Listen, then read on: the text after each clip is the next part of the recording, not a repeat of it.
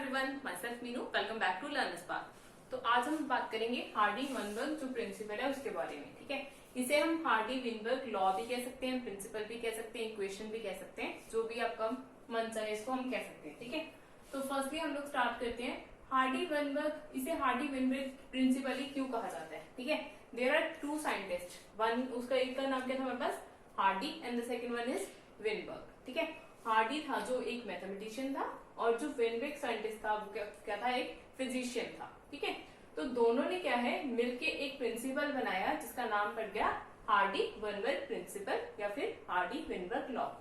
तो ये तो हो गया इसके नाम के बारे में कि इसका नेम है जो हार्डी-विनबर्ग कैसे पड़ा।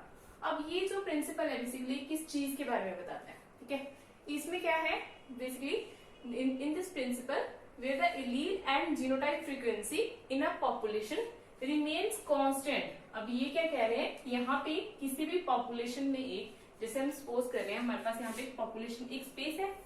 ठीक है, यहाँ पे एक पॉपुलेशन रह रही है। ठीक है, नियर अबाउट आप 10,000 पॉपुलेशन यहाँ पे सर्वाइव कर रही है। ठीक है, तो वहां पे क्या कह रहे हैं, वहां पे जो एलील है और उनकी जो जीनोटाइप फ्रीक्वेंसी है किसी भी पॉपुलेशन की, वो क्या कांस्टेंट रहेगी from generation to generation.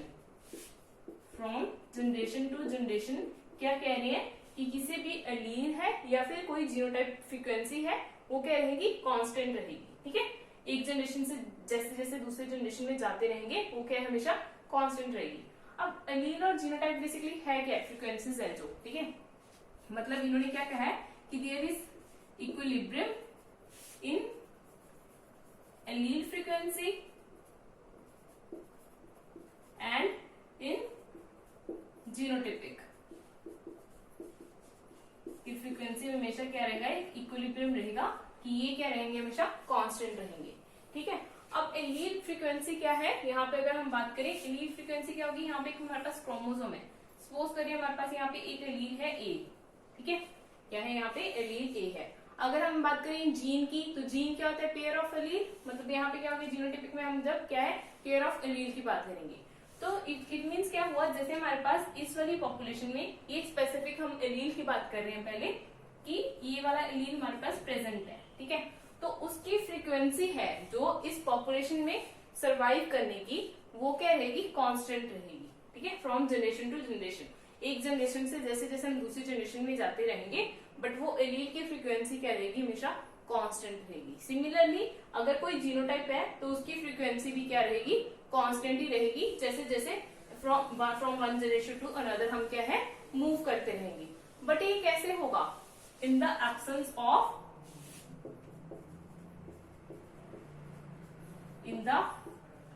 Of evolutionary influences. मतलब क्या है, जब एब्सेंस होगी कोई भी एवोल्यूशनरी इन्फ्लुएंसेस की, तभी ये चीज पॉसिबल है कि जो एलील फ्रीक्वेंसी है या फिर जीनोटाइपिक फ्रीक्वेंसी है वो कांस्टेंट रहेगी किसी एक पॉपुलेशन की। ठीक है, अब ये क्या है, ये चीज क्या है जिसकी मैंने बात की, in the absence of evolutionary influences. अब ये कौन कौन से यहाँ पे एवोल्यूशनरी जो इन्फ्लुएंसेस हो सकते हैं, ये हो सकता है कि जेनेटिक ड्रिफ्ट। कौन कौन से हो सकते हैं, जैसे क्या है जेनेटिक ड्रिफ्ट, या फिर जीन का फ्लो। जैसे क्या है हम कह सकते हैं कि माइग्रेशन। ठीक है, जीन की क्या होगी, जो इमाइग्रेशन, मतलब उस जीन में किसी का आना और उससे किसी जीन का जो, ठीक है, उसके बाद क्या है सेक्सुअल सिलेक्शन। ठीक है, मतलब in the absence of these evolutionary influences, मतलब वहां पे क्या होगा, ठीक है, ना तो कोई ये चीज कब पॉसिबल है, जब क्या है कोई भी वहां पे म्यूटेशन नहीं होगी, नो म्यूटेशन, कोई भी जेनेटिक ड्रिफ्ट नहीं होगा, नो जीन फ्लो। ठीक है, कोई भी सेक्सुअल वहां पे सिलेक्शन नहीं होगी। तो इन्हीं केसेस में कोई भी वहां पे क्या है, बाहर से हम कह सकते हैं इमाइग्रेशन, कोई भी और एलील की या जीनोटाइप की वहां पे नहीं होगी, ना ही किसी जीन या एलील की वहां से एक्सटिंक्शन होगी। तो तभी ये चीज क्या है, जो हार्डी-विनबर्ग जो प्रिंसिपल है, तभी ये चीज है जो पॉसिबल है। ठीक है, अब यहाँ पे हमें पता है कि हमारे पास, जैसे हमने कहा जीनोटाइप की हम बात करेंगे। ठीक है, जीन क्या है, एक पेयर ऑफ एलील है। जीन में क्या है हमारे पास पेयर ऑफ क्या होता है, एलील होता है। ठीक है, अब यहाँ पे पेयर ऑफ एलील हमने बात की। अब जो हमारे पास जीन है, जब हम एलील की बात करते हैं तो वो क्या हो सकता है, डोमिनेंट भी हो सकता है और रिसेसिव भी हो सकता है। डोमिनेंट कौन सा, जो अपना एक्सप्रेशन जो बेसिकली एलील है जो ज्यादा एक्सप्रेस करेगा, और जो रिसेसिव हो वो कम एक्सप्रेस करेगा। ठीक है, तो इस तरह से डोमिनेंट भी हो सकता है और रिसेसिव भी होता है। जैसे हम बात करें किसी एलील के बारे में, पहले हम बात करते हैं एलीलिक फ्रीक्वेंसी की। पहले किसकी बात कर रही हूँ मैं यहाँ पे, एलील फ्रीक्वेंसी की। अगर मैं पहले एलील फ्रीक्वेंसी की बात के बारे में बात करूं तो मतलब क्या हुआ, पहले सपोज कर रही हूँ एक है हमारे पास एलील पी, जैसे यहाँ पे मैंने ए सपोज किया था। ठीक है, तो एक है हमारे पास पी, दूसरा एलील क्या है क्यू। पी प्लस क्यू का जो सम है वो हमेशा 1 ही रहेगा, क्योंकि यहाँ पे क्या है हमारे पास जो ये चीज है, मतलब कह रहे हैं कि एलीलिक फ्रीक्वेंसी और जेनेटिक फ्रीक्वेंसी का यहाँ पे सम है बेसिकली, वो क्या है यहाँ पे कांस्टेंट ही रहेगी। ये चीज क्या है, कांस्टेंट ही रहेगी। क्यों कांस्टेंट रहेगी, क्योंकि यहाँ पे क्या है कोई भी एब्सेंस है किसी भी एवोल्यूशनरी इन्फ्लुएंसेस की। ठीक है, और अगर हम बात करें यहाँ पे जीनोटाइप की, तो यहाँ पे p का स्क्वायर प्लस q का स्क्वायर प्लस 2pq, ये भी क्या रहेगा इक्वल टू 1। p का स्क्वायर मतलब यहाँ पे क्या आ गया, जो होमोजाइगस डोमिनेंट है, मैंने इस एलील को क्या लिया है डोमिनेंट, जो क्या है होमोजाइगस। होमोजाइगस मतलब क्या है, एक टाइप के जो एलील है होमोजाइगस, ये क्या है डोमिनेंट p वाला। और q वाला हमारे पास कौन सा है, जो क्या है होमोजाइगस क्या हो गया, रिसेसिव हो गया इसी तरह। और जो ये वाला 2pq, ये कौन सा हो गया, जो हेटेरोजाइगस है हमारे पास। ठीक है, तो इसका सम है जो हमेशा क्या रहेगा, कांस्टेंट ही रहेगा। बट कब रहेगा, कौन सी कंडीशन में, जब हमारे पास क्या है एब्सेंस होगी इन सारे एवोल्यूशनरी इन्फ्लुएंसेस की, मतलब वहां पे ना तो कोई म्यूटेशन होगी, ना कोई जीन रिफ्ट होगा, ना कोई जीन जो है हमारे पास बेसिकली फ्लो होगा, और ना ही कोई हमारे पास सेक्सुअल सिलेक्शन होगी। इन केसेस में ही हमारा जो प्रिंसिपल है हार्डी-विनबर्ग क्या है ओबे करेगा। ठीक है, अब एक इसका क्वेश्चन देख लेते हैं, जिससे क्या है हमें थोड़ी इजी हो जाएगी। इसके काफी न्यूमेरिकल ही ज्यादातर हम देखने को जो मिलते हैं वो इसके न्यूमेरिकल ही है, तो हमें ये चीज है जो बेसिकली जो फॉर्मूला है इसको ध्यान में रखना है। इसके बाद हम देखते हैं,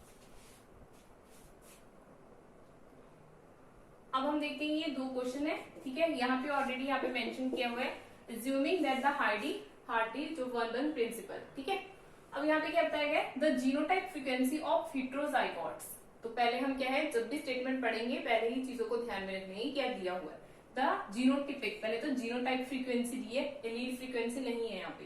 ठीक है, जो भी बात करें हम लोग, द जीनोटाइप फ्रीक्वेंसी ऑफ हेटेरोजाइगोट्स, किसकी, हेटेरोजाइगोट्स। हमने 2 चीजों की बात की थी ना, होमोजाइगस एंड द हेटेरोजाइगोट्स। ठीक है, the genotype frequency of heterozygotes if frequency of 2 allele, यहाँ पे हमें फ्रीक्वेंसी किसकी दी है, एलील की, at gene is this 0.6 and this, मतलब क्या है हमें क्या है 2 एलील की फ्रीक्वेंसी गिवन है, मतलब क्या हो गया, मतलब p की फ्रीक्वेंसी 0.6 है, q की फ्रीक्वेंसी हमारे पास 0.4 है। ये चीज क्लियर हुई।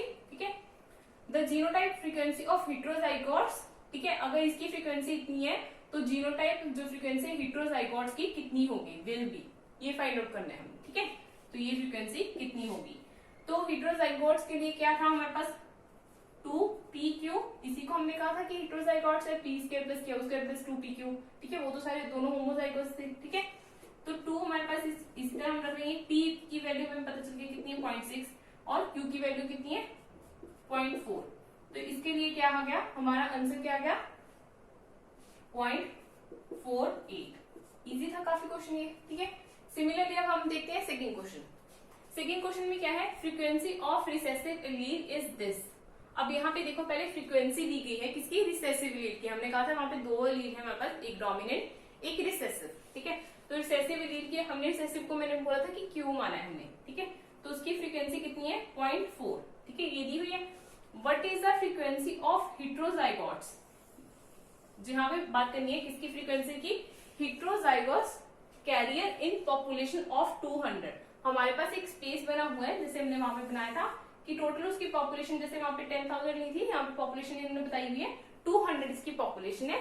ठीक है, एलील की जो फ्रीक्वेंसी क्यू वाले की इतनी है, हमने फाइंड आउट करना है जो फ्रीक्वेंसी किसकी, हेटेरोजाइगोस की कैरियर की। ठीक है, यहाँ पे फ्रीक्वेंसी किसकी फाइंड आउट करनी है, जो हेटेरोजाइगस कैरियर है। ठीक है, तो पहले मैं फाइंड आउट करूंगी p की फ्रीक्वेंसी, p plus q equal to 1, p की फाइंड आउट करनी है, इट मीन्स 1 माइनस 0.4, q की वैल्यू क्योंकि 0.4 दी है। ठीक है, p कितना आ गया यहाँ पे 0.6, तो ये पता चल गया मुझे। ठीक है, हमें क्या है p और q की वैल्यू फाइंड आउट होगी। अब हेट्रोजाइगस की जैसे मैंने यहाँ पे बताया था कि क्या होती है फ्रीक्वेंसी 2pq, पहले भी हम बात कर चुके इसकी, ठीक है 2pq, ये आ गया। अब यहाँ पे 2 इसको ऐसे कैसे लिख लिया, t की वैल्यू कितनी आ गई मेरे पास 0.6, q की वैल्यू कितनी आ गई यहाँ पे 0.4, ठीक है यही दी हुई थी। उसके बाद इसको हम अगर मल्टीप्लाई करेंगे तो कितना आ जाएगा 0.48, जैसे हमने पहले निकाला था सेम ही थी चीज, ठीक है 0.48 ही आ गया। अब यहाँ पे क्या पूछा, what is the frequency of heterozygous carrier, यहाँ पे हमने क्या है फ्रीक्वेंसी नहीं फाइंड आउट करनी, सिर्फ उसके जितने कैरियर है एक पॉपुलेशन में, जो कि पॉपुलेशन है हमारे पास 200 की। इट मीन्स यहाँ पे अगर पॉपुलेशन 200 की है तो हेट्रोजाइगस को निकालने के लिए जो नंबर है उसका फाइंड आउट करने के लिए इसको इससे मल्टीप्लाई करेंगे तो निकाल पाएंगे, ठीक है इसको कैंसिल कर दो इससे। तो मतलब क्या है, जो 96 है इस पॉपुलेशन की 200 की पॉपुलेशन में से जो हमारे पास 96 है वो क्या है हेट्रोजाइगस कैरियर है, ठीक है। तो ये हो गया हमारे पास, इसके 2 क्वेश्चन हम कर चुके हैं। सिमिलरली इसका क्वेश्चन एक और आया हुआ है जो कि प्रीवियस ईयर पेपर का सोल्यूशन है, वो भी हम देखेंगे, ठीक है। तो उसको देखने के लिए पहले मैं इसको रद्द कर देती हूँ। उसमें भी हमें क्या है, एक हेट्रोजाइगस की बेसिकली क्या है फाइंड आउट करनी है फ्रीक्वेंसी, ठीक है उसको हम साथ साथ के देख लेते हैं। तो पहले मैं क्वेश्चन आप लोगों को बता देती हूँ, ठीक है। यहाँ पे हमें कहा है the frequency of homozygous, the frequency of homozygotes, जैसे यहाँ पे क्या थी हेट्रोजाइगोट्स थी तो वो क्या थी 2pq, तो यहाँ पे हमने फाइंड करनी है the frequency of homozygotes in diploid population is this. हमें यहाँ पे दी गई है frequency of homozygotes in diploid population is this, मतलब 0.68 यहाँ पे हमें मिली हुई है, ठीक है। अब यहाँ पे अज्यूम करें, assuming that the population is hardly one by equilibrium, कि यहाँ पे ऑलरेडी अज्यूम कर रहे हैं कि जो हमारी पॉपुलेशन दी गई है वो क्या है हार्डी वन बाय जो लॉ को ओबे कर रही है, ठीक है। अब हमें कहा गया है the frequency of 2 allele are, ठीक है the frequency of 2 allele are, यहाँ पे ऑप्शन दी गई है 0.1 एंड 0.9, सेकेंड ऑप्शन दी गई है 0.2 and 0.5, sorry 0.4 and 0.5, 0.4 and 0.6, third option है 0.2 एंड 0.8, फोर्थ ऑप्शन है यहाँ पे दी गई है 0.5 एंड 0.5। अब देखो सबसे पहले तो इसने बहुत अच्छे सा काम कर दिया ना कि सारे p plus q equal to 1 ही दी है। अगर सारे ऑप्शन को देखोगे आप, यहाँ पे 0.9 है 0.1 है, ठीक है p प्लस क्यू करोगे तो 1 ही आएगा। सारी ऑप्शन ही इस तरह से दी गई है कि हम ऑप्शन दे के सीधा चूज तो कर ही नहीं सकते, ठीक है इस वाले क्वेश्चन को। ये जो क्वेश्चन है हमारा पिछले बार जो CSI दिसंबर का पेपर अभी हुआ है 19 वाला, उसमें आया हुआ है, ठीक है। अब यहाँ पे क्या दिया है फ्रीक्वेंसी ऑफ होमोजाइगोट्स जो इन डिप्लॉयड पॉपुलेशन इज 0.68, ठीक है ये पॉपुलेशन दी है, जैसे वहां पे क्या थी हेट्रोजाइगोट्स की जैसे हमने फाइंड आउट की थी, तो यहाँ पे दी गई है होमोजाइगोट्स की। होमोजाइगोट्स कौन से होते हैं t² प्लस q के, मतलब इसकी हमें क्या दी है फ्रीक्वेंसी कितनी 0.68, ये फ्रीक्वेंसी हमें गिवन है, ठीक है। अब हमें फाइंड आउट क्या करनी है द फ्रीक्वेंसी ऑफ 2 एलील, मतलब एलील फ्रीक्वेंसी करनी है सिंपल p एंड q की, ये फाइंड आउट करना है। अब चाहे ऑप्शंस को इसमें फिल कर लो चाहे इसको पूरा सॉल्व कर लो, ये आप करना है, ठीक है। अगर हम ऑप्शन वाइज देखें, ठीक है 0.1 का स्क्वायर करोगे और अगर 0.9 का स्क्वायर करोगे, इसका 0.1 का अगर स्क्वायर करोगे और 0.9 का स्क्वायर करोगे तो ये इक्वल होगा इसके, ये चीज फाइंड आउट करनी है, ठीक है। या फिर 0.4 का स्क्वायर है और 0.6 का स्क्वायर है, क्या ये होगा इसके इक्वल, ठीक है ये देखना है। नेक्स्ट है 0.2 का स्क्वायर है जो हमारे पास, या फिर 0.8 का स्क्वायर है वो होगा इक्वल। अगर हम देखें 0.2 का अगर स्क्वायर करोगे तो क्या होगा 0.04 और 0.8 का स्क्वायर करोगे तो कितना आएगा 0.64। अगर इन दोनों का सम करोगे तो हमारे पास क्या बन जाएगा 0.68 जो कि हमें गिवन था। It means option number third है यहाँ पे 0.2 एंड 0.8, ये वाला हमारा करेक्ट आंसर है। तो इस तरह से क्या है ऑप्शन से भी हम क्वेश्चन को सॉल्व कर सकते हैं, ठीक है। जनरली क्वेश्चन इसी से आता है, या तो हमें एलील की फ्रीक्वेंसी पूछी जाती है, ठीक है, या फिर क्या है हमें हेट्रोजाइगोट्स की फ्रीक्वेंसी पूछ लेते हैं, या फिर उसका नंबर पूछ लेते हैं, या फिर क्या है जो होमोजाइगोट्स की फ्रीक्वेंसी है वो पूछ लेते हैं। तो 3 क्वेश्चन हमने थोड़े इसी टाइप से कर लिए, ठीक है। पॉपुलेशन वाला, नंबर वाला भी देख लिया, जो फ्रीक्वेंसीज वाला भी हमने देख लिया। तो ये थे कुछ क्वेश्चन जो हार्डी विनविक प्रिंसिपल के थे। मैं होप करूंगी आपको ये वीडियो अच्छा लगा होगा। वीडियो पसंद आया तो वीडियो को लाइक जरूर कीजिएगा और ज्यादा से ज्यादा शेयर कीजिएगा अपने फ्रेंड्स के साथ। थैंक यू, मिलेंगे हम लोग जल्दी नेक्स्ट वीडियो के साथ।